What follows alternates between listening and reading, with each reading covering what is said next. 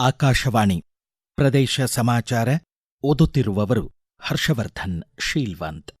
ಮುಖ್ಯಾಂಶಗಳು. ಬೆಳಗಾವಿ ಜಿಲ್ಲೆ ನಂದಗಡದಲ್ಲಿ ವೀರಭೂಮಿ ಸಂಗೊಳ್ಳಿ ರಾಯಣ್ಣ ವಸ್ತು ಸಂಗ್ರಹಾಲಯ ಇಂದು ಮಧ್ಯಾಹ್ನ ಮುಖ್ಯಮಂತ್ರಿ ಲೋಕಾರ್ಪಣೆ. ಚಾಲುಕ್ಯ ಉತ್ಸವ ಬಾಗಲಕೋಟೆ ಜಿಲ್ಲೆ ಬಾದಾಮಿಯಲ್ಲಿ ಇಂದು ಸಂಜೆ ಸಿದ್ದರಾಮಯ್ಯ ಚಾಲನೆ.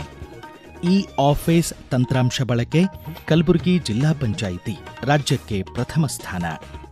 ಕರ್ನಾಟಕ ಒಲಿಂಪಿಕ್ಸ್ ಕ್ರೀಡಾಕೂಟ ತುಮಕೂರು ಜೂಡೋ ಸ್ಪರ್ಧೆಯಲ್ಲಿ ವಿಜಯಪುರದ ಎಸ್ ಆರತಿಗೆ ಸ್ವರ್ಣ. ಈಗ ವಾರ್ತೆಗಳ ವಿವರ. ಬೆಳಗಾವಿ ಜಿಲ್ಲೆ ಖಾನಾಪುರ ತಾಲೂಕು ನಂದಗಡದಲ್ಲಿ ಕ್ರಾಂತಿವೀರ ಸಂಗೊಳ್ಳಿ ರಾಯಣ್ಣ ಅಭಿವೃದ್ಧಿ ಪ್ರಾಧಿಕಾರ 75 ಕೋಟಿ ರೂಪಾಯಿ ವೆಚ್ಚದಲ್ಲಿ ನೂತನವಾಗಿ ನಿರ್ಮಿಸಿದ ಸಂಗೊಳ್ಳಿ ರಾಯಣ್ಣ ವಸ್ತು ಸಂಗ್ರಹಾಲಯ ಹಾಗೂ ವೀರಭೂಮಿಯನ್ನು ಇಂದು ಮಧ್ಯಾಹ್ನ 12 ಗಂಟೆಗೆ ಮುಖ್ಯಮಂತ್ರಿ ಸಿದ್ದರಾಮಯ್ಯ ಲೋಕಾರ್ಪಣೆಗೊಳಿಸಲಿದ್ದಾರೆ. ನಂದಗಡ್ ಕೆರೆ ಸಮೀಪ ನಿರ್ಮಿಸಲಾದ ಸಂಗೊಳ್ಳಿ ರಾಯಣ್ಣ ಪ್ರತಿಮೆ ಅನಾವರಣ ಸೇರಿದಂತೆ ರಾಯಣ್ಣನವರನ್ನು ಬ್ರಿಟಿಷರು ಗಲ್ಲಿಗೇರಿಸಿದ ನಂದಗಡದಲ್ಲಿ ರಾಯಣ್ಣ ಹಾಗೂ ಅವರ ಜೀವನ ವೃತ್ತಾಂತ, ಸಾಹಸಮಯ ಹೋರಾಟವನ್ನು ಪ್ರತಿಬಿಂಬಿಸುವ ವಸ್ತು ಸಂಗ್ರಹಾಲಯ ಸಾರ್ವಜನಿಕ ವೀಕ್ಷಣೆಗೆ ಇಂದಿನಿಂದ ಮುಕ್ತಗೊಳ್ಳಲಿದೆ. ಚಾಲುಕ್ಯ ಉತ್ಸವ ಜನೋತ್ಸವವಾಗಿ ಇಂದಿನಿಂದ 3 ದಿನಗಳ ಕಾಲ ವಿಜೃಂಭಣೆಯಿಂದ ಜರುಗಲಿದೆ. ಚಾಲುಕ್ಯರ ನಾಡಿನ ಐತಿಹಾಸಿಕ ಶಿಲ್ಪಕಲೆಯ ತಾಣಗಳಾದ ಬಾಗಲಕೋಟೆ ಜಿಲ್ಲೆಯ ಬಾದಾಮಿ, ಐಹೊಳೆ ಹಾಗೂ ಪಟ್ಟದಕಲ್ಲಿನಲ್ಲಿ 4 ವರ್ಷಗಳ ಬಳಿಕ ವೈಭವದ ಚಾಲುಕ್ಯ ಉತ್ಸವ 2026 ರಾಜ್ಯ ಸರ್ಕಾರ ಆಯೋಜಿಸಿದೆ. ಇಂದು ಸಂಜೆ 6:30ಕ್ಕೆ ಮುಖ್ಯಮಂತ್ರಿ ಸಿದ್ದರಾಮಯ್ಯ ಬಾದಾಮಿಯ ಇಮ್ಮಡಿ ಪುಲಿಕೇಶಿ ಪ್ರಧಾನ ವೇದಿಕೆಯಲ್ಲಿ ಚಾಲುಕ್ಯ ಉತ್ಸವಕ್ಕೆ ಚಾಲನೆ ನೀಡಲಿದ್ದಾರೆ. ನಾಳೆ ಐಹೊಳೆ ಹಾಗೂ ನಾಡಿದ್ದು ಪಟ್ಟದಕಲ್ಲಿನಲ್ಲಿ ಚಾಲುಕ್ಯ ಉತ್ಸವ ಚಾಲುಕ್ಯರ ಶಿಲ್ಪಕಲಾ ಕೊಡುಗೆಗಳನ್ನು ಪ್ರತಿಬಿಂಬಿಸಲಿದೆ ಎಂದು ಬಾದಾಮಿಯಲ್ಲಿ ನಿನ್ನೆ ಸಂಜೆ ಪೂರ್ವ ಸಿದ್ಧತೆಗಳನ್ನು ಪರಿಶೀಲಿಸಿದ ಜಿಲ್ಲಾ ಉಸ್ತುವಾರಿ ಸಚಿವ ಆರ್.ಬಿ. ತಿಮ್ಮಾಪೂರ್ ತಿಳಿಸಿದರು. ಈ ಕುರಿತು ಒಂದು ವರದಿ.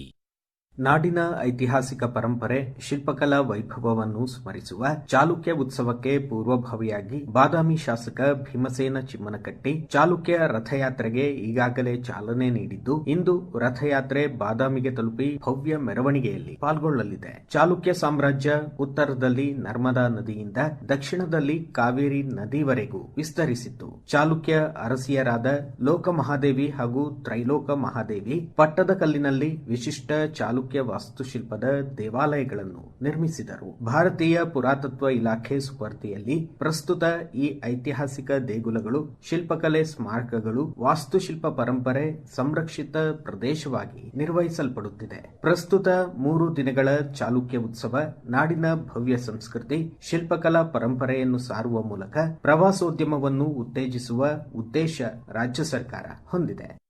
ಚಾಲುಕ್ಯ ರಾಜಮನೆತನದ ಅನನ್ಯ ಕೊಡುಗೆಗಳ ಬಗ್ಗೆ ಪ್ರದೇಶ ಸಮಾಚಾರಕ್ಕಾಗಿ ಮಾಹಿತಿ ನೀಡಿದ್ದಾರೆ ಭಾರತೀಯ ಪುರಾತತ್ವ ಇಲಾಖೆ ಧಾರವಾಡ ವೃತ್ತದ ಅಧೀಕ್ಷಕ ಪುರಾತತ್ವವಿದ ರಮೇಶ್ ಮೂಲಿಮನಿ.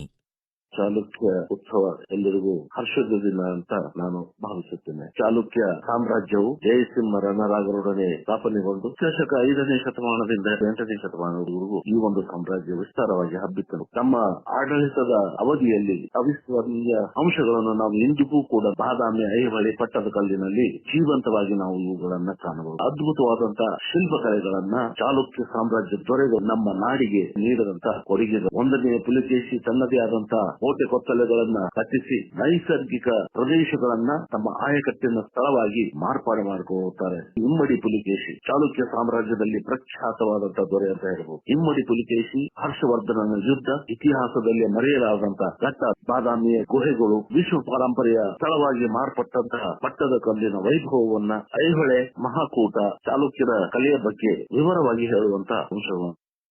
ಗದಗ ಜಿಲ್ಲೆ ಲಕ್ಕುಂಡಿಯ 16 ತಾಣಗಳನ್ನು ಈಗಾಗಲೇ ರಾಜ್ಯ ಸಂರಕ್ಷಿತ ಸ್ಮಾರಕಗಳು ಎಂದು ಘೋಷಿಸಲಾಗಿದೆ. ಇನ್ನೂ 8 ದೇಗುಲಗಳನ್ನು ಫೆಬ್ರವರಿ ಅಂತ್ಯದೊಳಗೆ ಸಂರಕ್ಷಿತ ಸ್ಮಾರಕಗಳೆಂದು ಪ್ರಕಟಿಸುವುದಾಗಿ ಜಿಲ್ಲಾ ಉಸ್ತುವಾರಿ ಸಚಿವ ಎಚ್.ಕೆ. ಪಾಟೀಲ್ ತಿಳಿಸಿದ್ದಾರೆ.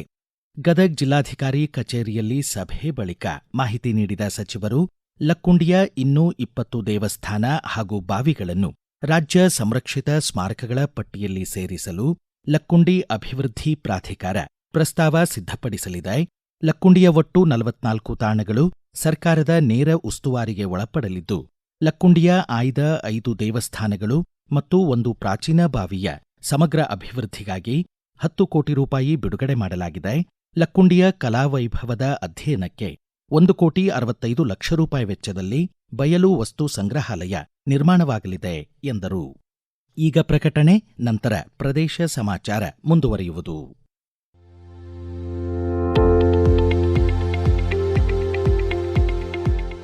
ನಮ್ಮ ಎಲ್ಲ ರಾಷ್ಟ್ರೀಯ ವಾರ್ತೆಗಳು ಹಾಗೂ ಪ್ರದೇಶ ಸಮಾಚಾರ ಈಗ ಆಕಾಶವಾಣಿ ನ್ಯೂಸ್ ಕನ್ನಡ ಯೂಟ್ಯೂಬ್ ಚಾನೆಲ್ನಲ್ಲಿ ಲಭ್ಯ.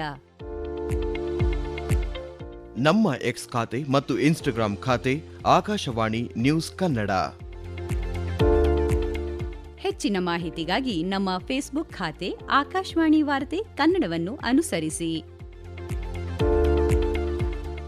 ಮಾಹಿತಿಗಳ ಹೂರಣ, ವಾರದ ಕಾರ್ಯಕ್ರಮ, ಪ್ರಚಲಿತ ವಿದ್ಯಮಾನ ಪ್ರತಿ ಬುಧವಾರ ರಾತ್ರಿ 9:15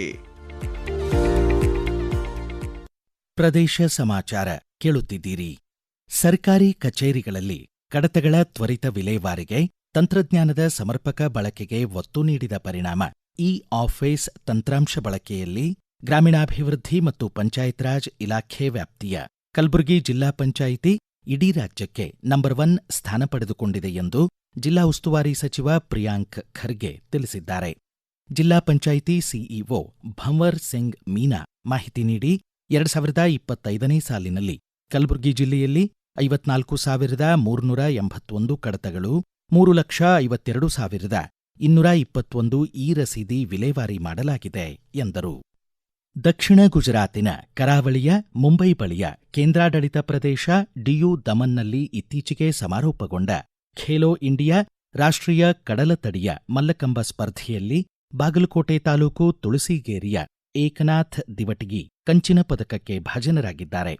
ಬಾಗಲಕೋಟೆಯ ವಿದ್ಯಾಗಿರಿಯಲ್ಲಿ ಮೆಟ್ರಿಕ್ ನಂತರದ ಸರ್ಕಾರಿ ವಸತಿ ನಿಲಯದಲ್ಲಿ ಸಿಕೆ ಚನ್ನಾಳ್ ಅವರ ಮಾರ್ಗದರ್ಶನದಲ್ಲಿ ದೈಹಿಕ ಶಿಕ್ಷಣ ಪಡೆಯುತ್ತಿರುವ ಏಕನಾಥ್ ಅವರನ್ನು ಜಿಲ್ಲಾ ಪಂಚಾಯಿತಿ ಸಿಇಒ ಶಶಿಧರ್ ಕುರೇರ್ ಸನ್ಮಾನಿಸಿ ಅಭಿನಂದಿಸಿದ್ದಾರೆ. ಪ್ರದೇಶ ಸಮಾಚಾರಕ್ಕಾಗಿ ಏಕನಾಥ್ ತಮ್ಮ ಸಂತಸ ಹಂಚಿಕೊಂಡಿದ್ದಾರೆ. Khelo India beach games 2026 Diu ಮತ್ತು ದಮನ್ನಲ್ಲಿ ನಡೆದಿದ್ದು, ಕರ್ನಾಟಕ ರಾಜ್ಯವನ್ನು ರಿಪ್ರೆಸೆಂಟ್ ಮಾಡಿ ಕಂಚಿನ ಪದಕವನ್ನು ಪಡೆದಿದ್ದೆ. ಬಹಳ ಖುಷಿ ಕ್ಷಣ ಆಗಿದೆ. 11 ವರ್ಷಗಳಿಂದ ನಾನು ಪ್ರಾಕ್ಟೀಸ್ ಮಾಡುತ್ತಿದ್ದೇನೆ ಮಲ್ಲಕಂಬವನ್ನು. ಇದು ನನ್ನ ಮೊದಲ ಕಂಚಿನ ಪದಕ ಆಗಿದೆ. ರಾಷ್ಟ್ರ ಮಟ್ಟದಲ್ಲಿ ನಾನು ಗೆದ್ದಿದ್ದು. ಬಸವೇಶ್ವರ ದೈಹಿಕ ಶಿಕ್ಷಣ ಮಹಾವಿದ್ಯಾಲಯ ವಿದ್ಯಾಗಿರಿ ಬಾಗಲಕೋಟೆನಲ್ಲಿ 3ನೇ ಸೆಮಿಸ್ಟರ್ ನಲ್ಲಿ ವ್ಯಾಸಂಗ ಮಾಡುತ್ತಿದ್ದೆ. ನನ್ನ ಮುಂದಿನ ಗೋಲ್ ಏಷ್ಯನ್ ಗೇಮ್ಸ್ ನಲ್ಲಿ ಇದ್ರೆ ನಾವು ಪಾರ್ಟಿಸಿಪೇಟ್ ಮಾಡಬೇಕಂತ ತುಂಬಾ ವರ್ಷಗಳಿಂದ ಪ್ರಾಕ್ಟೀಸ್ ಮಾಡುತ್ತಿದ್ದೆ. 2036 ಒಲಿಂಪಿಕ್ಸ್ ನಲ್ಲಿ ಅದು ನಮ್ಮ ಭಾರತದಲ್ಲಿ ನಡೆಯುವುದರಿಂದ ನಮ್ಮ ಮೋದಿಜಿ ಅವರು ಮಲ್ಲಕಂಬವನ್ನು ಕೂಡ ಒಲಿಂಪಿಕ್ಗೆ ಆಡ್ ಮಾಡುವ ಒಂದು ಸಂದೇಶವನ್ನು ನೀಡಿದ್ದಾರೆ. ಈಗ ಆಲ್ರೆಡಿ ಮಲ್ಲಕಂಬದ ವರ್ಲ್ಡ್ ಕಪ್ 2 ಸಾರಿ ನಡೆದಿದೆ. ವರ್ಲ್ಡ್ ಕಪ್ ನಲ್ಲಿ ಆಡಬೇಕೆನ್ನುವ ಆಸೆ ಇದೆ. ತುಮಕೂರಿನಲ್ಲಿ ಆಯೋಜಿತ ಕರ್ನಾಟಕ ಒಲಿಂಪಿಕ್ಸ್ ಕ್ರೀಡಾಕೂಟ 2025-26ರ ಜೂಡೋ ಸ್ಪರ್ಧೆಯ 52 ಕಿಲೋಗಿಂತ ಕಡಿಮೆ ತೂಕದವರ ವಿಭಾಗದಲ್ಲಿ ವಿಜಯಪುರದ ಎಸ್ ಆರತಿ ಸ್ವರ್ಣ ಪದಕ ಗೆದ್ದಿದ್ದಾರೆ. ಜಿ ಪರಮೇಶ್ವರ್ ಒಳಾಂಗಣ ಕ್ರೀಡಾಂಗಣದಲ್ಲಿ ನಡೆದ ಫೈನಲ್ ಪಂದ್ಯದಲ್ಲಿ ಶಿವಮೊಗ್ಗದ ಸ್ವಾತಿ ನಾಯಕ್ ಬೆಳ್ಳಿ ಪದಕ ಹಾಗೂ ಮಂಡ್ಯದ ಐಶ್ವರ್ಯ ಮತ್ತು ದಾವಣಗೆರೆಯ ವಿ ಐಶ್ವರ್ಯ ಕಂಚಿನ ಪದಕಕ್ಕೆ ಭಾಜನರಾದರು. ತುಮಕೂರು ಆತಿಥ್ಯದಲ್ಲಿ ಸಂಘಟಿತ ರಾಜ್ಯ ಒಲಿಂಪಿಕ್ಸ್ ಕ್ರೀಡಾಕೂಟದಲ್ಲಿ ಪುರುಷರ ರೋಡ್ ಸೈಕ್ಲಿಂಗ್ನ ಮಾಸ್ ಸ್ಟಾರ್ಟ್ ವಿಭಾಗದಲ್ಲಿ ಬೆಳಗಾವಿಯ ನೀಲ್ ಐವರ್ ಡಿಸೋಜಾ ಸ್ವರ್ಣ ಪದಕ ಗೆದ್ದರು. ಧಾರವಾಡದ ಸ್ವಯಂ ಕಠಾರೆ ಬೆಳ್ಳಿ ಹಾಗೂ ಬಾಗಲಕೋಟೆಯ ಉದಯ್ ಕುಮಾರ್ ಹಂಡಿ ಕಂಚಿನ ಪದಕ ಪಡೆದರು. ಮಹಿಳೆಯರ ರೋಡ್ ಸೈಕ್ಲಿಂಗ್ನ ಮಾಸ್ ಸ್ಟಾರ್ಟ್ ವಿಭಾಗದಲ್ಲಿ ವಿಜಯಪುರದ ಪಾಯಲ್ ಚೌಹಾಣ್ ಚಿನ್ನದ ಪದಕ, ಬಾಗಲಕೋಟೆಯ ಪೂಜಾ ಮಠಪತಿ ಬೆಳ್ಳಿ ಹಾಗೂ ನಂದಾ ಚಿಂಚಖಂಡಿ ಕಂಚಿನ ಪದಕ ಮುಡಿಗೇರಿಸಿಕೊಂಡರು. ಪ್ರಧಾನಮಂತ್ರಿ ಬೆಳೆ ವಿಮೆ ಯೋಜನೆಯ ಸಮರ್ಥ ಹಾಗೂ ಪರಿಣಾಮಕಾರಿ ಅನುಷ್ಠಾನಕ್ಕಾಗಿ ಕರ್ನಾಟಕ ರಾಜ್ಯ ದೇಶಕ್ಕೆ ದ್ವಿತೀಯ ಸ್ಥಾನ ಗಳಿಸಿದೆ. ಕೇಂದ್ರ ಕೃಷಿ ಮತ್ತು ರೈತರ ಕಲ್ಯಾಣ ಸಚಿವಾಲಯ ಕರ್ನಾಟಕಕ್ಕೆ ಪ್ರಶಂಸಾ ಪತ್ರ ನೀಡಿದೆ. ರಾಜ್ಯ ಕೃಷಿ ಇಲಾಖೆ ಆಯುಕ್ತರು ಹಾಗೂ ಕೃಷಿ ನಿರ್ದೇಶಕರು ಬೆಂಗಳೂರಿನಲ್ಲಿ ನಡೆದ 13ನೇ ರಾಷ್ಟ್ರೀಯ ಸಮ್ಮೇಳನದಲ್ಲಿ ಕೇಂದ್ರ ಸಹಕಾರ ಸಚಿವಾಲಯದ ಕಾರ್ಯದರ್ಶಿಗಳಿಂದ ಪ್ರಶಂಸಾ ಪತ್ರ ಸ್ವೀಕರಿಸಿದರು. ವಿಜಯನಗರ ಜಿಲ್ಲೆ ಹಂಪಿಯ ತುಂಗಭದ್ರಾ ನದಿ ದಡದ ಪುರಂದರ ಮಂಟಪದಲ್ಲಿ ಶ್ರೀ ಪುರಂದರದಾಸರ ಆರಾಧನಾ ಮಹೋತ್ಸವ ಜರುಗಿತು. ಕೊನೆಯಲ್ಲಿ ಮತ್ತೊಮ್ಮೆ ಮುಖ್ಯಾಂಶಗಳು. ಬೆಳಗಾವಿ ಜಿಲ್ಲೆ ನಂದಗಡದಲ್ಲಿ ವೀರಭೂಮಿ ಸಂಗೊಳ್ಳಿ ರಾಯಣ್ಣ ವಸ್ತು ಸಂಗ್ರಹಾಲಯ ಇಂದು ಮಧ್ಯಾಹ್ನ ಮುಖ್ಯಮಂತ್ರಿ ಲೋಕಾರ್ಪಣೆ. ಚಾಲುಕ್ಯ ಉತ್ಸವ ಬಾಗಲಕೋಟೆ ಜಿಲ್ಲೆ ಬಾದಾಮಿಯಲ್ಲಿ ಇಂದು ಸಂಜೆ ಸಿದ್ದರಾಮಯ್ಯ ಚಾಲನೆ. ಇ-ಆಫೀಸ್ ತಂತ್ರಾಂಶ ಬಳಕೆ ಕಲಬುರಗಿ ಜಿಲ್ಲಾ ಪಂಚಾಯಿತಿ ರಾಜ್ಯಕ್ಕೆ ಪ್ರಥಮ ಸ್ಥಾನ. ಕರ್ನಾಟಕ ಒಲಿಂಪಿಕ್ಸ್ ಕ್ರೀಡಾಕೂಟ ತುಮಕೂರು ಜೂಡೋ ಸ್ಪರ್ಧೆಯಲ್ಲಿ ವಿಜಯಪುರದ ಎಸ್ ಆರತಿಗೆ ಸ್ವರ್ಣ. ಇಲ್ಲಿಗೆ ಪ್ರದೇಶ ಸಮಾಚಾರ ಮುಕ್ತಾಯವಾಯಿತು. ನಮ್ಮ ಮುಂದಿನ ರಾಷ್ಟ್ರೀಯ ವಾರ್ತಾ ಪ್ರಸಾರ ಈ ಬೆಳಗ್ಗೆ 7:35